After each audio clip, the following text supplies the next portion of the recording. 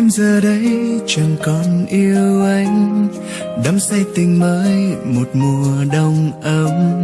Giá băng về đây một mình anh thấu, cố quên mà sao lòng còn yêu em.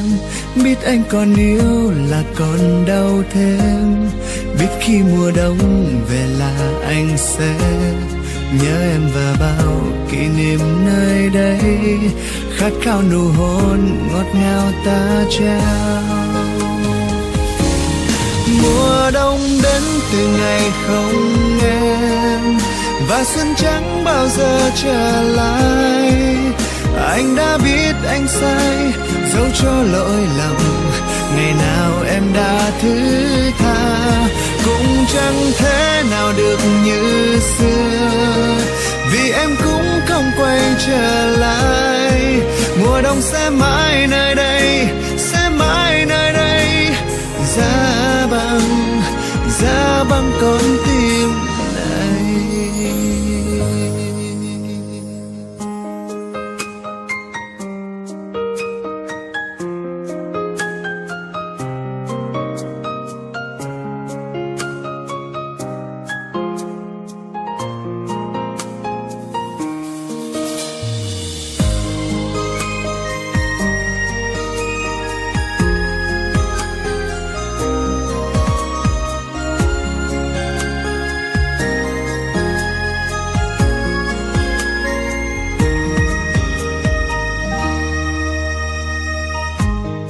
Biết em giờ đây chẳng còn yêu anh, đắm say tình mới một mùa đông ấm.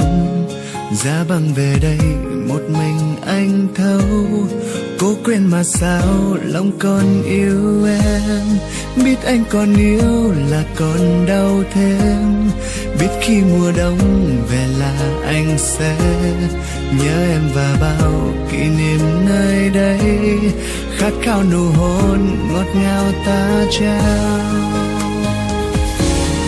Mùa đông đến từ ngày không em, và xuân chẳng bao giờ trở lại. Anh đã biết anh sai, dẫu cho lỗi lầm, ngày nào em đã thứ tha, cũng chẳng thể nào được như xưa, vì em cũng không quay trở lại. Mùa đông sẽ mãi nơi đây, sẽ mãi nơi đây. Giá băng con tim này. Mùa đông đến từ ngày không em, và xuân chẳng bao giờ trở lại. Anh đã biết anh sai, dẫu cho lỗi lầm, ngày nào anh đã thứ tha, cũng chẳng thể